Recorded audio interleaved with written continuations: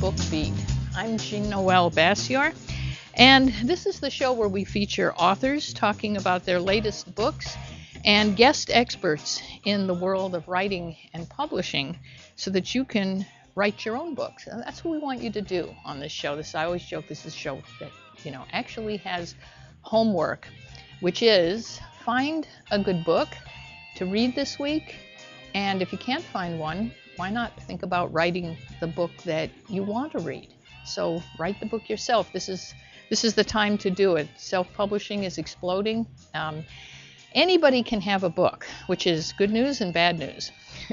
Anybody can have a book. Mostly, I think you've all probably seen self-published books that have just absolutely beautiful covers, and you open it up and guess what? It's unreadable.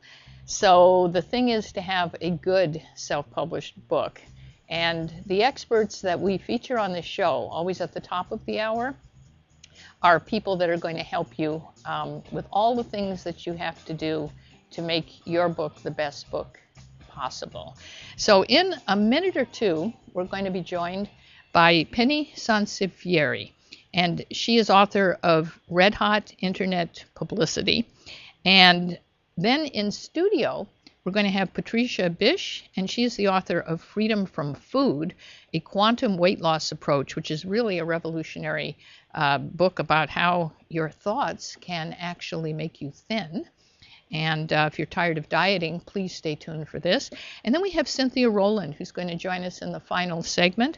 And she is a best-selling author.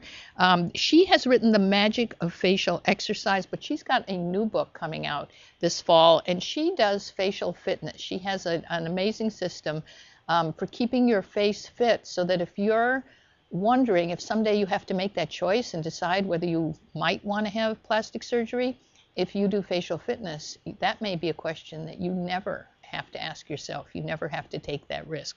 You can actually keep your face fit yourself. So we're going to join Penny in just a moment, but I just want to talk briefly about one of the terms that you hear a lot in the self-publishing world is POD, and that stands not for pod people, but it's for print on demand. And somebody called me a couple of days ago and said, I've got this fantastic deal. My book is almost edited, and they're going to give me 50 copies for just $2,000. And I thought, wow, just don't leap forward too fast with that one, because POD companies offer packages. And there's kind of pros and cons to this. A lot of times, because we're so busy, you read the packages that these print-on-demand houses offer, and you go like, wow, they're going to do it all for me. They're going to do the publicity and the editing, and I won't have to do anything. They'll do the formatting. And then they promise like all kinds of great publicity a lot of times, which quite often doesn't always pan out the way you think that it might. So I did the math for this client who called me. And the other way to go about this, there is an alternative, which is what I call a la carte. And it does take a little bit more time on your part, but you can research formatters, you can research printers. All you actually need to do to get a print version of your book, it's a different kind of formatting than for an ebook, but if you also want to have a print version, is get it formatted for print.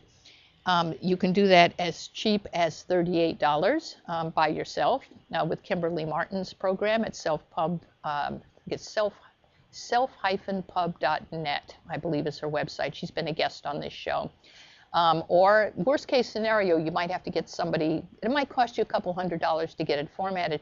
But then if you take it to a printer, this was a short book, by the way, it was like about 100 pages. It shouldn't cost you more than about, this is a guesstimate, but about $3.50 per copy. So I did the math, 50 copies, $175. So quite a bit cheaper than a couple of thousand. So our first guest, Penny Sansevieri. Hi, Penny, are you there? I am here. Good, good. You have written a complete guide to marketing your book or any other product or service, right? On the net? Yeah, I have. Red Hot Internet Publicity is basically covers the scope of how to get even how to market an idea. Because Right. some people are promoting themselves and promoting an idea and things like that. So I'm I was very excited to get it out there and to get it done. As anybody knows who has birthed a book, it's always a wonderful thing when it's done and it's and it's getting out there and people are starting to talk about it. Right, and I know that you've been teaching this for a long time. You're a internationally recognized book marketing and media relations expert, and you're founder, CEO, and founder of Author Marketing Experts. And I know you're an adjunct professor at NYU, so you've got so much experience in this field. And one of the things that I noticed, like, people get their book published, and then what's the first thing you do? You go to Amazon, like, how's it doing, right? Right, And right, one of the exactly. mysteries of the universe, I think, is what you talk about this, I know, the Amazon algorithm, right? Yes. Which no one can figure out. You know what I'm saying here? Right, right, It's like a exactly. secret formula. So I know this is one of the things that you kind of tell authors, like, how do you deal with Amazon, and how do you figure out what it really means, with what your ranking means, and how do you read all that stuff? Yeah, and it is a little, it's interesting because I discovered this um, after I published the Red Hot books, and I put together another book called How to Sell Your Books by the Truckload on Amazon.com because I found this algorithm very interesting, and Amazon is actually its own search engine. So much like, we talk about getting ranking in Google, you can do the same thing with Amazon, yeah. with Amazon. Yeah. Yeah, kind of control like your ranking, right? You can, yes, you can Yeah. control your ranking. Absolutely. I mean, you can control it. Let me just correct that. You can control it up to a point. Right. So you can, you can put things in place, just like with Google. You can't, years ago you used to be able to really control your ranking with Google. You can't do that as much anymore. Because people have to buy the Um, book. Well, people have to buy the book, but also you have to kind of, you put strategies in place, and then you have to kind of let the baby walk on its own. So, what I'm recommending, the things I'm recommending, will help to, put all of the pieces in place. And most people don't really know what the Amazon algorithm actually consists of, and so that's what it is. So if you get A through Z handled, Amazon usually takes care of the rest. And in most cases, I've seen some really great success with it. Well, do people come to you, like, say they've just written their book, and what do you help them with to really get the word out there, to publicize it? Well, people come to me in all stages. I heard you talking before we went live about print on demand and selecting a print on demand publisher and how to do that. And that is really very sound advice, because there's a lot of money that you can spend out there not very successfully. We get people at all stages. So sometimes we get people who just have a book idea, who don't really know, because I teach so much in publishing, they want to know, where do I go from here? What should I do? How should I, what's the best way to get this book out there? What's the difference between ebook and print as far as getting a publisher set up? What's a Mobi file? What's an EPUB file? So there's a lot to know. And sometimes we'll step them through that. Most of the time, 80% of the time, they're coming to us with a book in hand. And some people have been out there for a year and have just said, I had no success doing this on my own. What can you do for me? So it's all stages and also, all time frames. So you kind of handle everything from the time somebody gets the idea for a book. You can help them focus the idea, right? And all the way to the end process, right? Absolutely. And, the truth of the matter is that it's much easier to start. I mean, sometimes people are afraid or hesitant to get out. Well, it's too early. It's too early. Truthfully, it's really never too early. I mean, you can start gathering information, figuring out what your options are, because I've seen people make big mistakes early on. What are some of the avoided. most common mistakes that you've seen? Well, I think not really understanding, so going after and hiring an editor, let's say, and not really understanding what different types of editing there are and what one does. So content editing, copy editing, and line editing are very different things. Most of the time they're very different specialties, not all done by one person. Do you need all three? Not in every case. Most cases, a copy editing and a line editing will suffice. So the other mistake I see is in signing on with a publisher, and it's interesting that you led with that in this call. I see authors who will, Publish America for a long time had this deal. I guess maybe they still do. I don't really understand how they're still in business because they've been on every single Writer Beware website, but they will send the author $1 and say, you are officially traditionally published. That's not really true. And also the author signing the rights over to their book for 12 years, something like 12 years. It's 7 or 12 years. I can't really remember, but it's a long time. Traditional publishers only keep their rights for 2 years. So you're signing over your rights, and the books are wildly overpriced. And in some cases it can cost you, like you pointed out, $2,000, and you get 10 books, and and there you go. Right. So there's so many scams out there, and yet, because to me, this self-publishing revolution is kind of like the invention of the printing press. When we were in school, and they said that's how it changed. What changed the world. And now, it's like the same thing. Everybody can write a book, get it published. I mean, we can spread this information so easily. But when people come to you, what do you see? There's things to be aware of, like scams, like that one out there. What else is it that they come to you with, and you can help them with, and kind of set them on the right track? Well, we help them with their marketing. We can help them put together a marketing plan for them. I'm very realistic. You pointed out that there are a lot of scams out there. There are a lot of people who just really want to take your money. If it sounds too good to be true, it probably is. I want to listen to the gal who's talking about thinking myself thin, because I think that's fantastic. But anybody knows, with anything worth having, there are no shortcuts. So. And she's doing a quantum physics approach, so I think you're going to find that very interesting. Yeah, I think that's absolutely fascinating. Yeah. But when it comes to publishing a book, nobody can guarantee you success. Nobody can guarantee you a movie. I was approached by a publisher that shall remain nameless, who said, because I wrote fiction years ago, who said, there's a studio in Hollywood that wants to buy your book, and for $3,000 we'll show you how to sell it to them and turn it into a movie. And I said, well, first off, if they want to buy my book, they know where to find me. They're a movie studio, right? Presumably, right? So it's those types of things. But I will tell you that authors get so eager to see success for their book, and I completely and totally get that. But they are so eger to see that success that they will glom onto something like that. Right.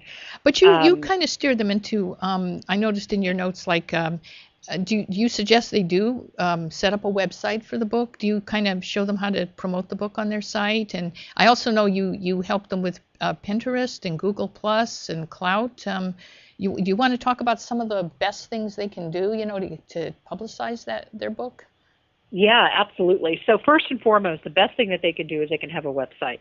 Don't feel like you have to get something that has a ton of bells and whistles. I mean, I love our website, but we also, we're a business, and so we have to have like a shopping cart and, all kinds of stuff on the site.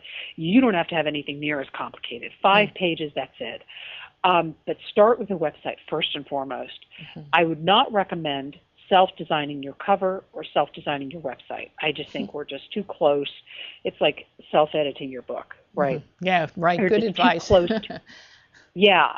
You're just too close to it to be objective. But the next thing that you can do is start to look at who your audience is, because not all marketing campaigns are created equal. And if you're thinking of buying something that's cookie cutter, it's probably not going to be effective for your book. So look at your audience, right? Look at where, somebody says to me, do I need to be on Pinterest? Well, I don't really know. Is your audience on Pinterest? Do I need to be on Facebook? Same question, same answer. So you really have to find your target audience, right? I'm sorry, what? You have to really find your target audience, right? Absolutely. You have to find your target audience. You have to figure out, because I know a lot of authors that spend a lot of time and a lot of money marketing to the wrong people. They get on Facebook because they think they have to. Well, maybe you do. But, if you've written a business topic, why aren't you on LinkedIn? Mm-hmm. Right? Mm-hmm. We get a lot of business off of LinkedIn, frankly. Mm-hmm. So you really want to be, I really recommend it's not being about everywhere. It's being about everywhere that matters. And look I teach social media for a living. I get it. People are just overwhelmed with options. Okay? Yes, they are. Yes. You know what? So the best thing that you can do is do what you can manage. Because that's the other thing. Authors get, they shoot out of the gate. They get really excited. I get that. I'm an author. I want to do everything possible to market my book. I applaud that. But you can't realistically keep it all going unless this is your 9-to-5 job, and you have nothing else. You're independently wealthy and you have nothing else to do. And it is a full-time job. It can be a full-time job, right? Trying to publicize your book. It can absolutely be a full-time job. Yeah. So figure out what you can actually reasonably do, and then do that really well. And for some authors, that may just be blogging. And if that's all you can do, but you do it really well, honestly, it's much better than doing 10 things, that are just sort of hollow efforts. The other thing is that a lot of times authors will start up social media sites and then not keep them going. And that's probably the worst thing that you can do, because it looks like you've abandoned your own message. Yeah, true. Right? Yes. So make sure and figure out what you can do. And then even if you hire a company, you should still be doing your own, you should be actively engaged in your own success. So, I wouldn't recommend just hiring somebody and then sitting back and saying, okay, well, they're doing it all. Maybe they are, but you should still be doing something on your own. Some of it. So do you mainly coach authors kind of through all these different steps, or do you also offer some services like actually doing some of the social media for them, or what exactly? How can you best help authors? Yeah, we do social media, so we can take over their Twitter page, we can take over Facebook, we can take it over Pinterest, LinkedIn, all of that. So we can do all of that, and I can also coach them. So sometimes I'll just spend some time, and sometimes it's a combination of both. So sometimes they say, look, Penny, we have enough money to hire you to push the book out, to get reviews, to contact bloggers, interviews, media, whatever, but we really want to manage our Facebook on our own. So I can kind of coach them through. And what's interesting is most of the time, it's not a matter of I don't know how to use this site, although I realize that does factor in as well, but it's a matter of authors not really knowing what to say. So not knowing how to say, not knowing what to say in the sense of how so, like getting the idea of what their book is about across, or? Well, not really. Yeah, I mean, what their book is about, getting out there, saying something that's going to be interesting and engaging. You know what I mean? That kind of a thing is they don't really know where to start. And again, because they're a little too close to it. So a lot of times we'll talk about the interesting or engaging factors that they should consider going out there with to their market. So this is like, for example, they may not know, say, how to work Facebook or LinkedIn or what to say on social media, kind of. Yeah. So a lot of times, and most of the time, so as an example, we were working with a gal, and she wrote a book, and it was a little bit of a tongue-in-cheek about Facebook overwhelm. And she said, okay, I'm hiring you guys to do X, Y, Z. What do you recommend that I do, and in particular on Facebook? And I said, well, I think you should start talking about how people need to disconnect and how it's important to disconnect and how we're all getting overwhelmed and et cetera. And so she ran with that, and we ended up running with that here. And the Today Show ended up picking her up, and wow. They had their hosts like disconnect their social media and do this digital detox and stuff like that. So once authors figure out what they can say, or what feels comfortable or what their audience hot buttons are, I mean, she just ran with this, and she's all over the place. But it's a matter of figuring out the message first, and that's a lot of times where they struggle, and that's where we can help them too. Yeah, that's amazing. That was obviously a very successful campaign on your part. Well, and it was, it was great because the timing of it worked out really well in that we also had a Fast Company that same month did a piece on digital detox. So the timing of it was particularly beautiful. Yeah, I like that. I like that term, digital detox. That's sounds Yeah, like you're onto definitely. something there. Well, listen, we just have a minute left. Tell us the best way to contact you. And I know that Susan Levin is always sending me great posts from your blog. You really work that blog, and it's great. So what's the best Thank way? you. Yeah, what's the best way for people to get in touch with you and follow you? Well, they can find the website at amarketingexpert.com, and you can reach me at penny@amarketingexpert.com. Okay, and it's Penny Sansevieri, right? Sansevieri. Yeah, it's a lot easier than it looks. Yeah, I'm sorry. Yeah, and so say your website again one more time. It's amarketingexpert.com. amarketingexperts with an S.com or amarketingexpert? Excuse me, it's singular. Oh, amarketingexpert.com. Yeah, that makes sense. Well, thank you so much that's great advice. Thank you so much for joining us. Thank you for inviting me to be on the show. I appreciate it so much. Oh, you're so welcome. So how long have you been wrestling with your weight? How many diets have you tried, and how many times have you beat yourself up for failing yet again? Our next guest, Patricia Birch, says that you can control your weight by your thoughts, and it's not a gimmicky thing. She's done it herself. I'm familiar with her work, and she is using sound principles from science, actually cutting-edge science, quantum physics. So grab a quart of Haagen-Dazs and or maybe another cup of coffee or tea, and don't go anywhere. Stay tuned. You're listening to The Book Beat here on LA Talk Live.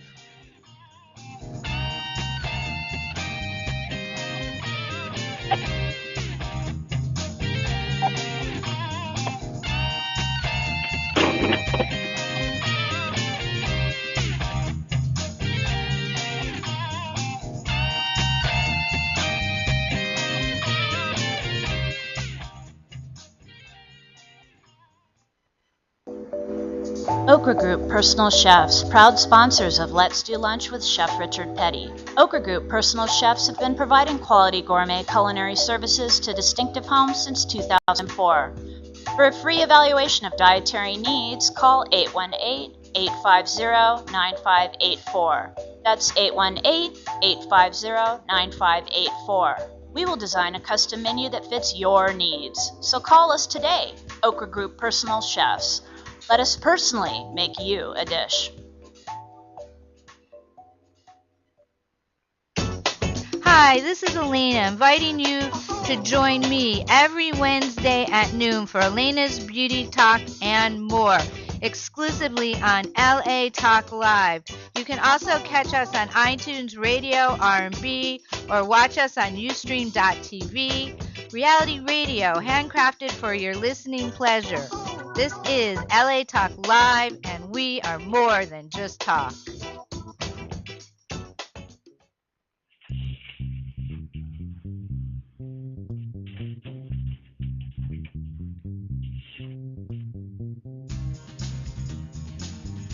Hi, and welcome back to The Book Beat. I'm Jean Noel-Bassior, and this segment we're going to be joined by Patricia Birch, and she says that it's totally possible. Now, she's speaking as a psychotherapist and a nationally known expert in mind-body approaches to eating and weight loss. She says it's totally possible to lose weight by examining your thoughts and controlling your thoughts. And you're going to correct me if so that I get this right, but that your thoughts can make you thin or your thoughts can make you fat, and you can control your thoughts and actually get to the point where you can lose weight without fighting this endless battle with food that so many of us have fought, right? Is that right, Patricia? That's right. So we know, as you often say, that our thoughts can affect our body. I mean, we know they can affect our heart rate. We know they can stress us out. We know they can affect our breathing.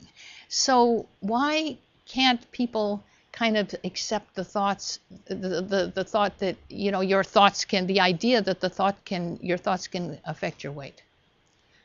it's a very good question. Why people can't believe it would affect your weight? Because science has shown us that it not only can, it is. So whether you tune into it or not, they have shown abundant scientific evidence that your thoughts and your emotions are affecting your body all the time. Yeah, we know that, right? And but we know it intellectually. Right. And the big key to that is people these days are smart intellectually, but that doesn't change the body. The body really needs you to have a loving practice and a focus so it can really get the direction where to go. Mm-hmm. And the body, as you say, wants to heal itself of excess, right?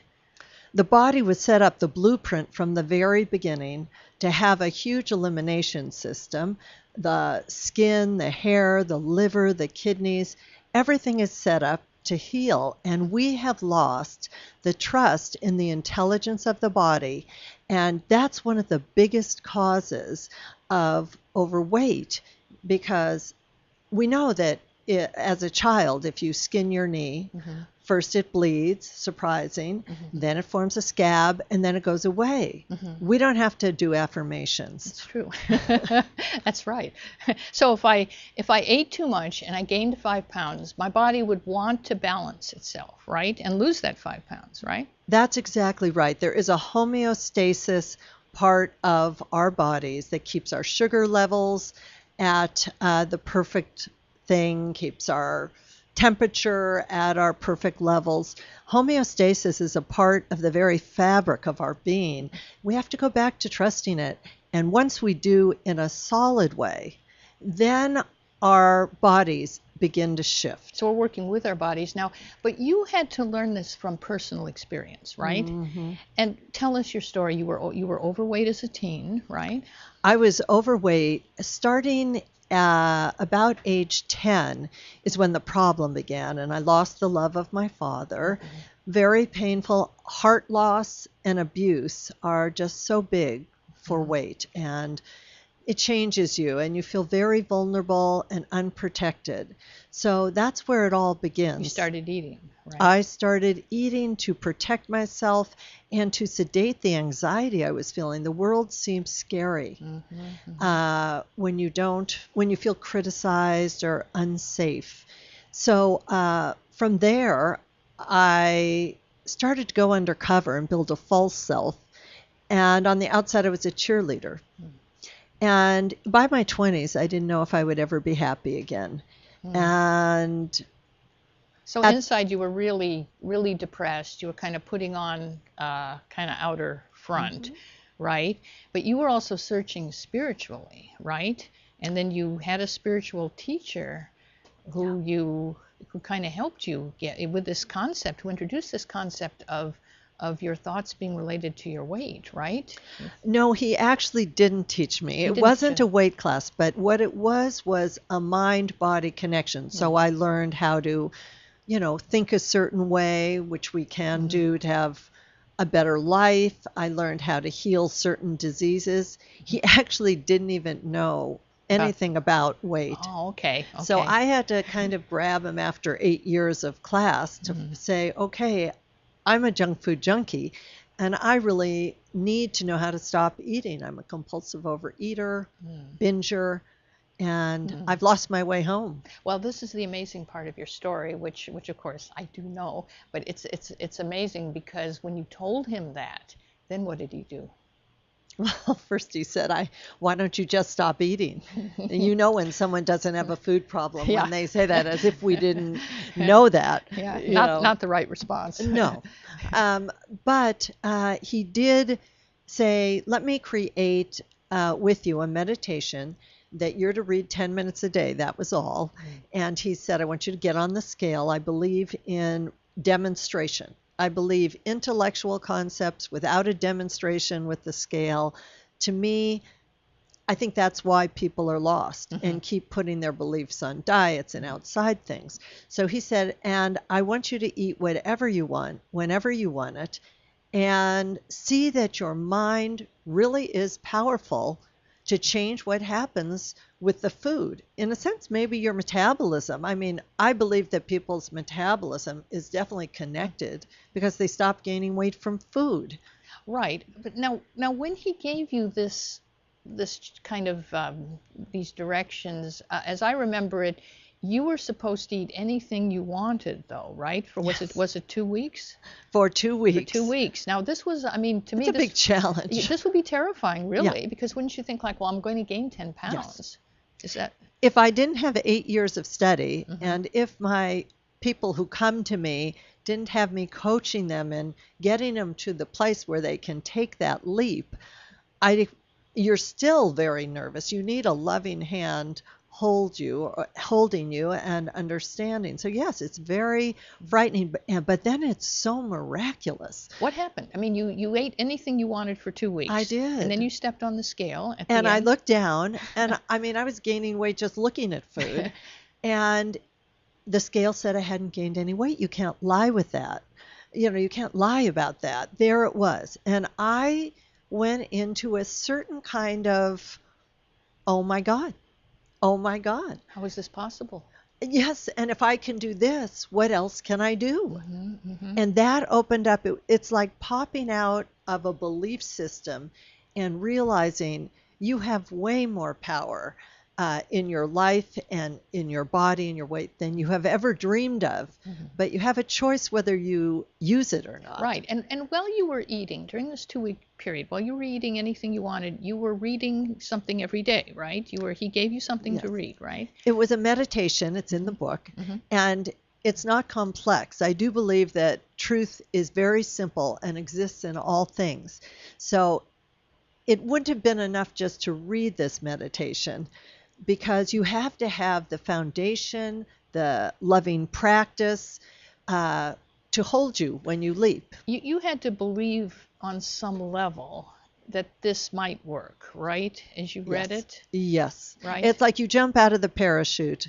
Yeah. You believe, I pull the strap, it's going to open. You know all the techniques, and then you have to take a leap. Right. And that's what people have to do, and that's why I think it's very important to be trained, and that's the training I do, and then people empower themselves. Right, and I want to get to the point. I want you to tell us how you developed the system, but I just wanted people to know that you had to see this for yourself. So when you stepped on the scale after 2 weeks of eating anything you wanted, and the scale hadn't moved, you hadn't gained, so then did you go like, well, how is this possible? And is that when you started to make the quantum physics connection and develop your freedom from food? No, I made in class, my teacher, for whatever reason, started to say that everything was energy. And of course, I was focused on the cookies in the center of the table.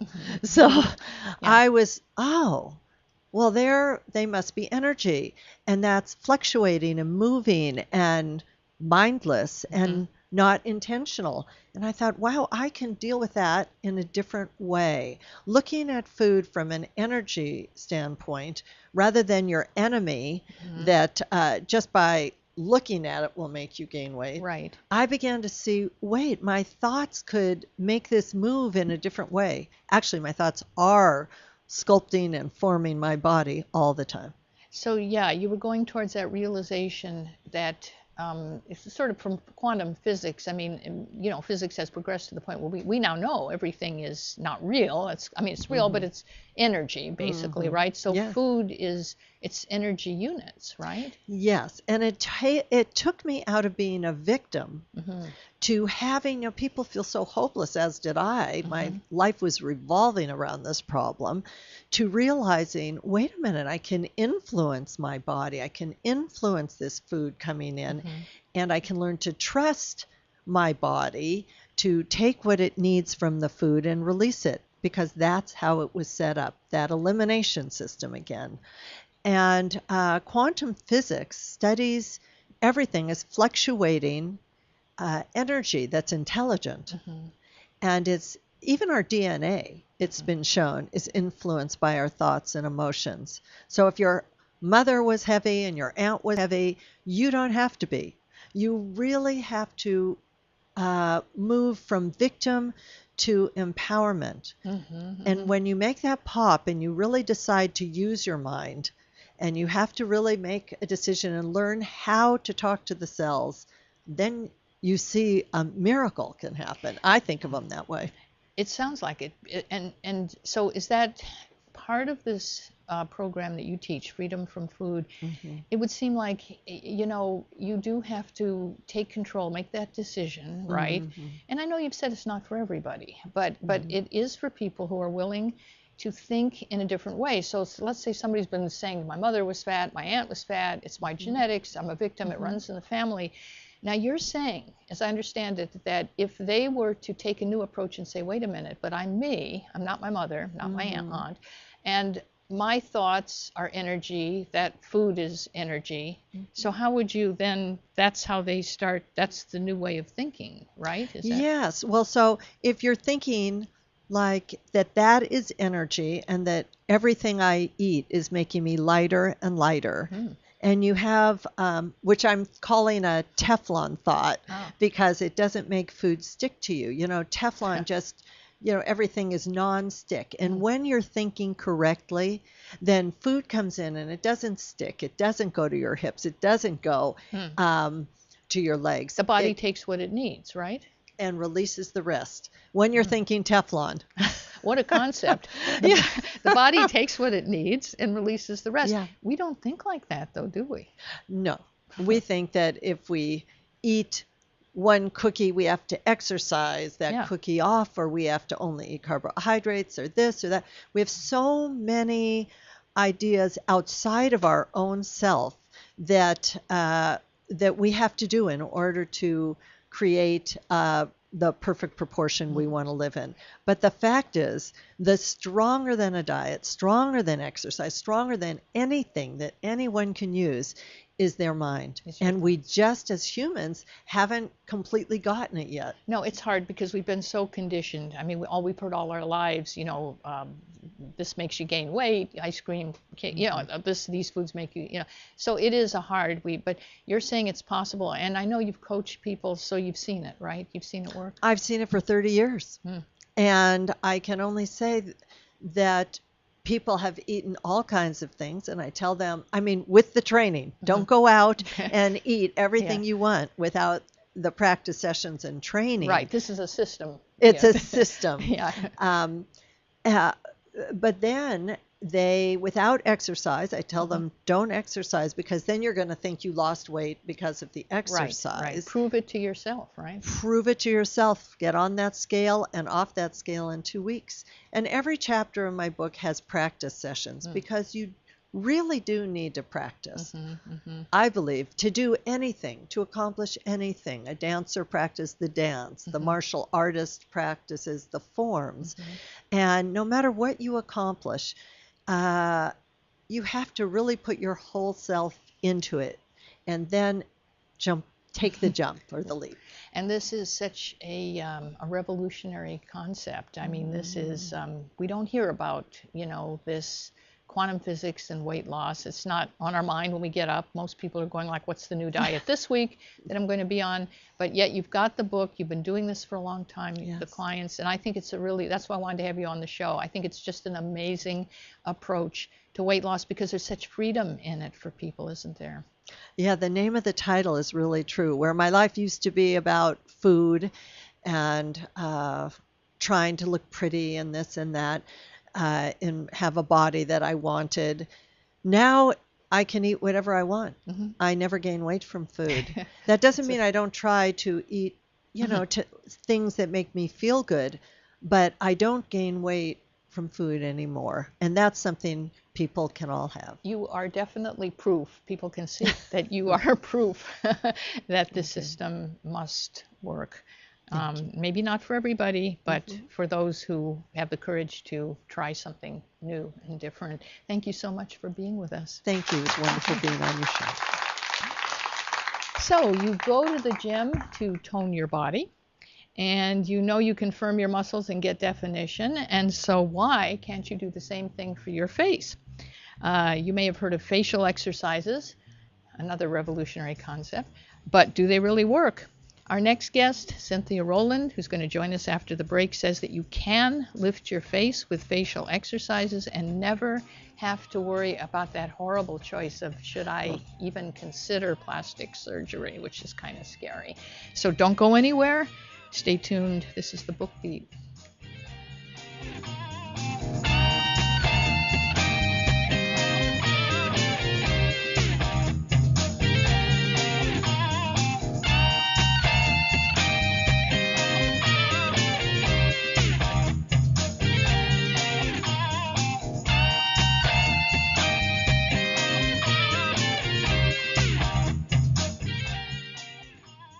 Meet Betsy. She is 29 years old and lives in Los Angeles. Recently, Betsy sent her father an email that brought tears of joy to his eyes. You see, Betsy suffers from autism, and this was the first email she had ever sent to anyone. Betsy is just one of the many students at Empower Tech, a nonprofit organization in Los Angeles that trains persons living with a broad range of physical, cognitive, and developmental disabilities how to use computers to do the things that so many of us take for granted: email, online banking, research, and entertainment. Through modern assistive technology, instructors at Empower Tech help hundreds of people just like Betsy every year. They teach them the basic skills required to function independently in 21st century society. But with new state budget cuts, all of that could change. Empower Tech needs your help if it's going to continue making a difference here in our community.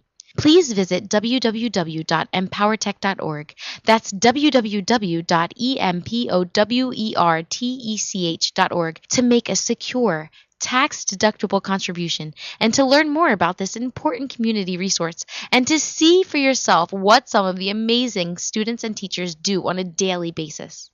Betsy and the 1.8 million people living with disabilities in Los Angeles County, thank you for caring enough to show your support. Hi, this is Dawn Christie inviting you to join me every Friday, 1 p.m. Pacific, for my all-new show, The Dawn Christie Show. Join me as I discuss love, spiritual readings, your purpose, why am I born, what am I here to do. So don't forget to tune in The Dawn Christie Show at 1 p.m. Pacific, exclusively on LaTalkLive. You can also catch us on iTunes Radio R&B or watch us on Ustream TV, reality radio, handcrafted for your listening pleasure. This is LA Talk Live, and we are more than just talk. Hi, this is Jean Noel-Bassior, inviting you to join me for my new show, The Book Beat, Monday evenings at 6:30 p.m. I'll be talking to authors about their latest book so you can find a fantastic read. But more than that, I'll be talking to experts about how you can write your own book and get it published. So tune in on Mondays at 6:30 p.m., exclusively on LaTalkLive.com. And remember, you can catch us on iTunes Radio R&B or watch us on Ustream TV. Reality radio, handcrafted for your listening pleasure. This is LA Talk Live, and we are more than just talk.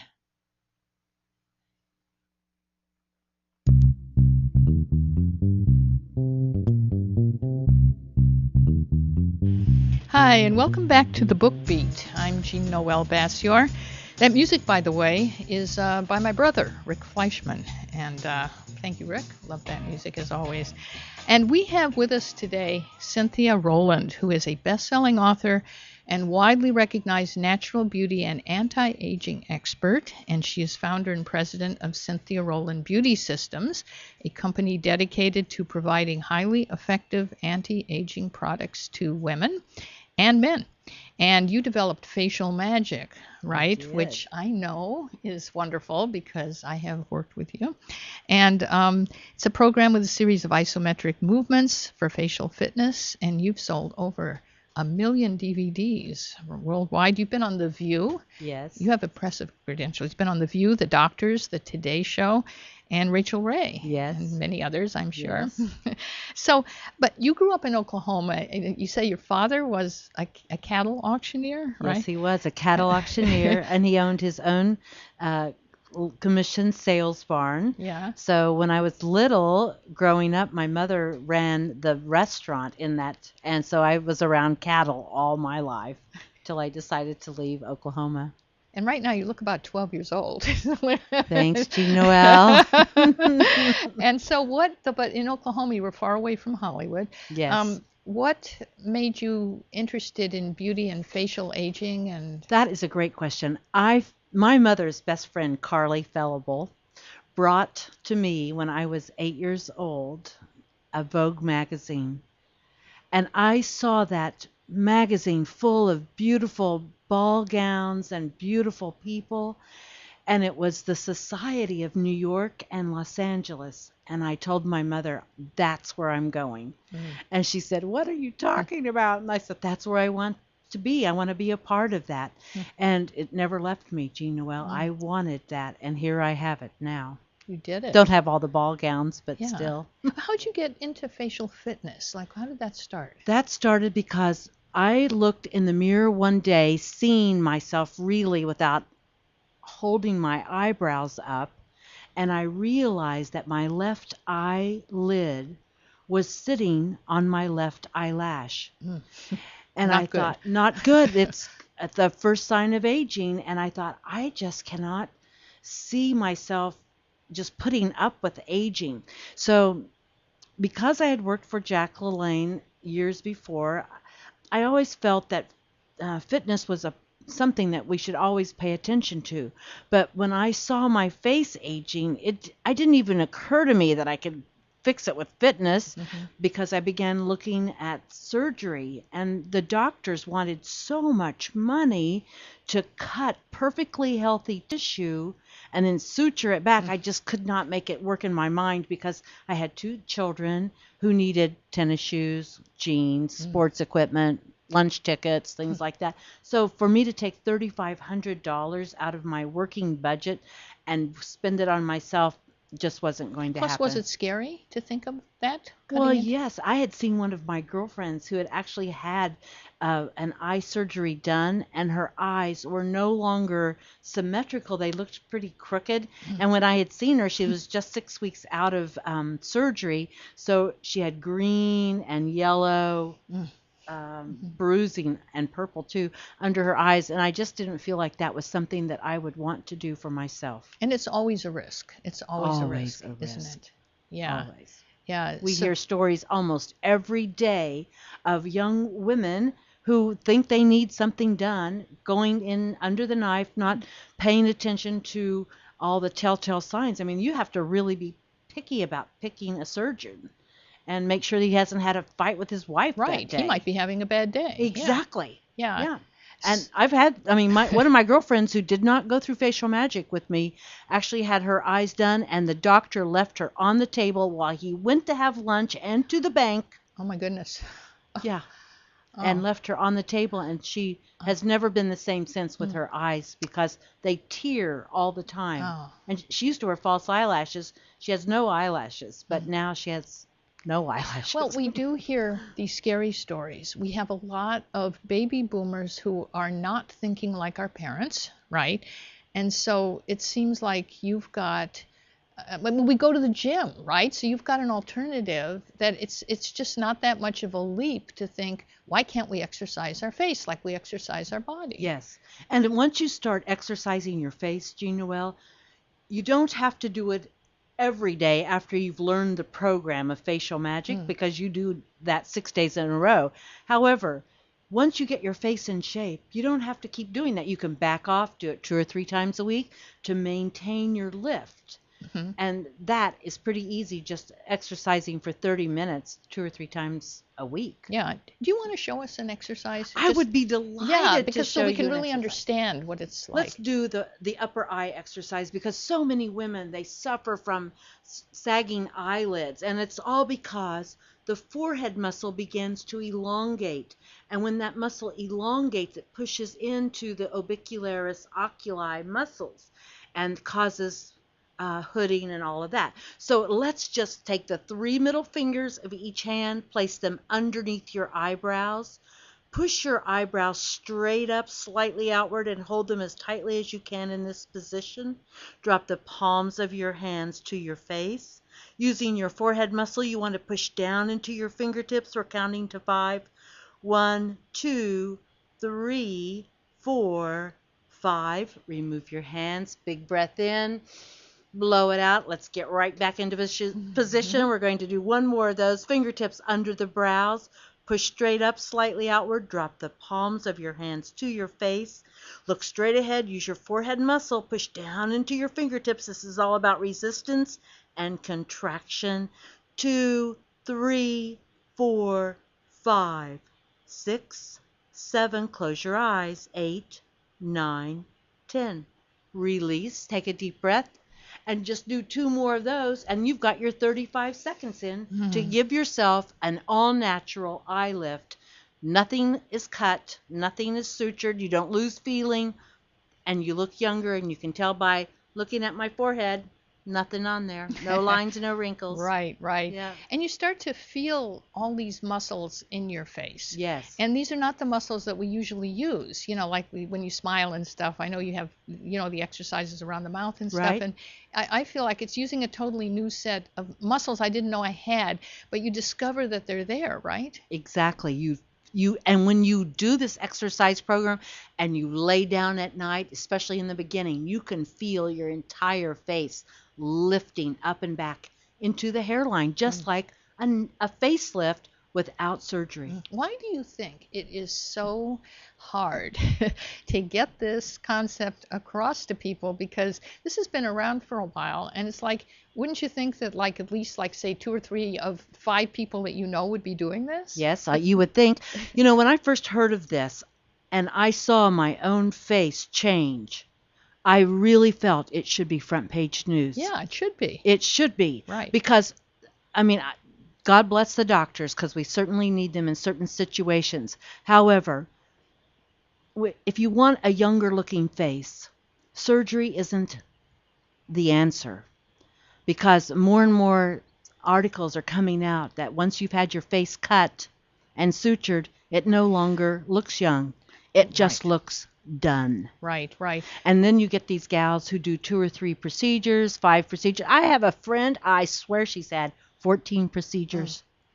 And what does her face look like? She looks a little freaky these days. I would think. A little freaky. So do you think that it's that people want a fast fix, and even though they know the risks of surgery, they're willing to do it? Or do you think it's that they don't really believe, just like with our last guest, Patricia Birch, it's like they don't really believe thoughts can control your weight, or that you can exercise your face? What do you think it is? I think that is very good point that you made, that I recently met Patricia, and I know she has a very interesting program. I got to hear part of your interview, and I do believe a mind-body connection is definitely present for your face.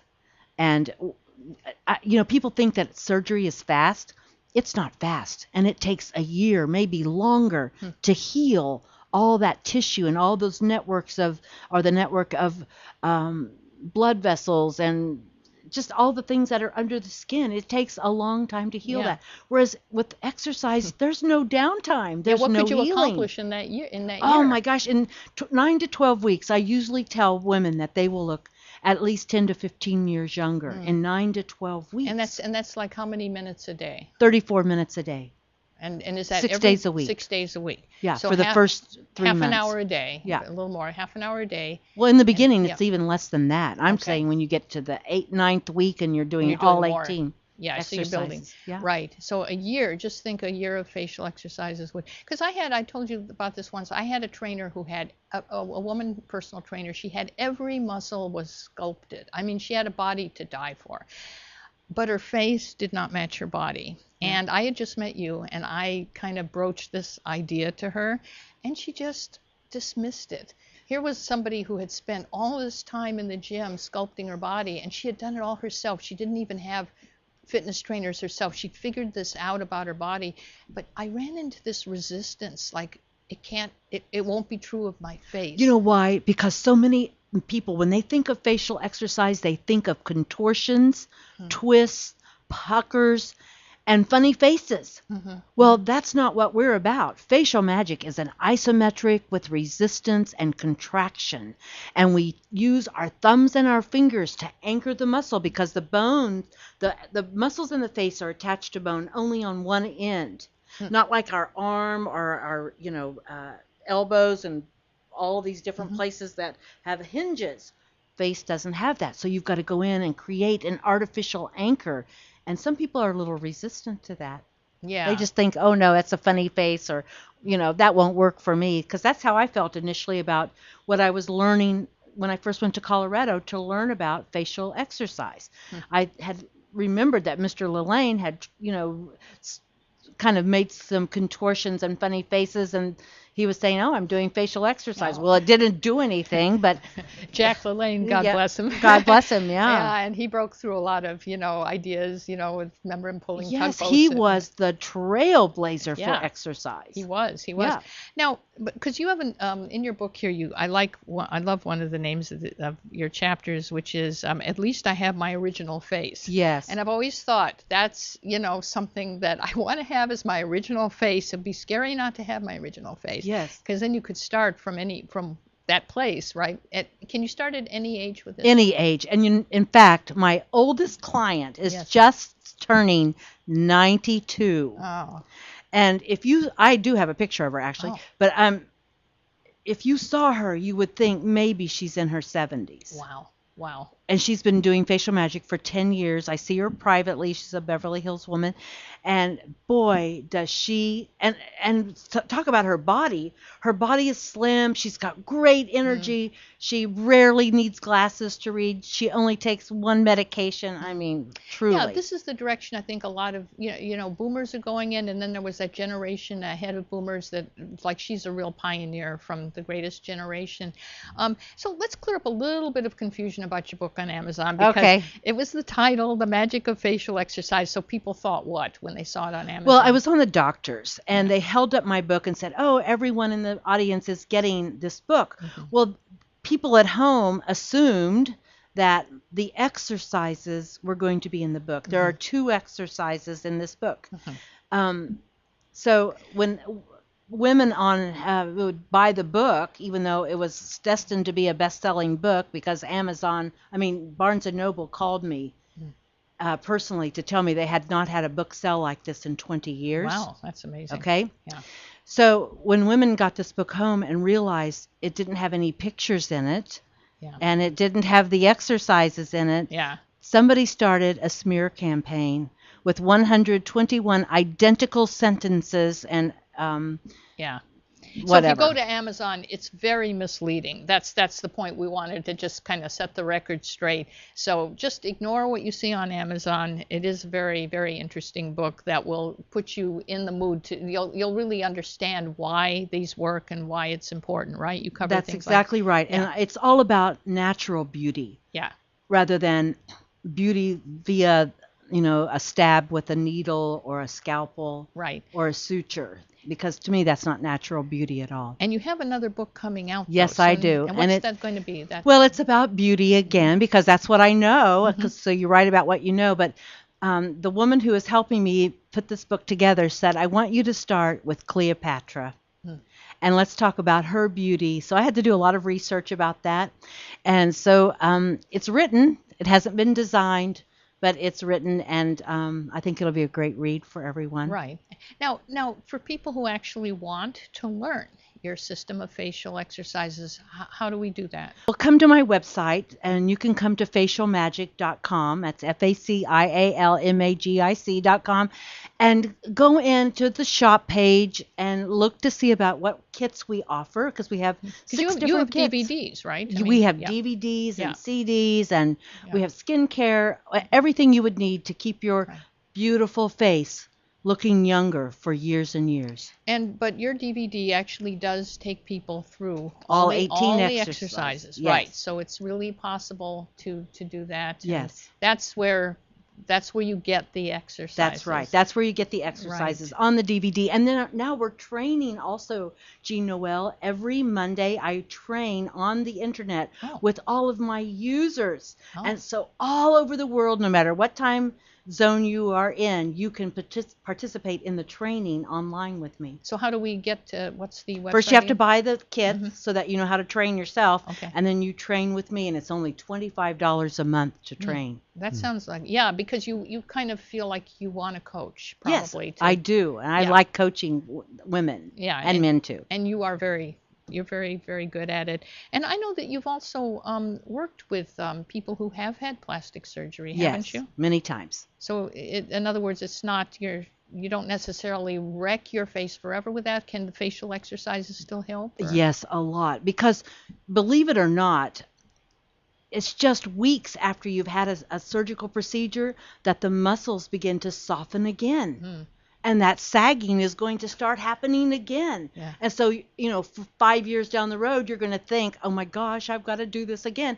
And it can be very costly. I had a woman who came into one of my seminars telling me she had spent over $100,000 on her face. I believed it because I thought it was Joan Rivers walking in the seminar. And she said, I have seen more changes in my face just today than I have with the last 2 surgeries. Wow. And so you have to be careful with surgery because the sides of her face were all thin from all of that pulling. You can only pull that 3 times, and then you've got to do something else. Well, I will shamelessly say that I am a convert, and this show is not to promote people's products or their books. It's just to make you aware of what's out there. But this is an idea that makes a lot of sense to me. And I've worked with you, Cynthia, and I know that you're good at what you do. Thank you. So thank you so much for My pleasure. being here on the Book Beat. My pleasure.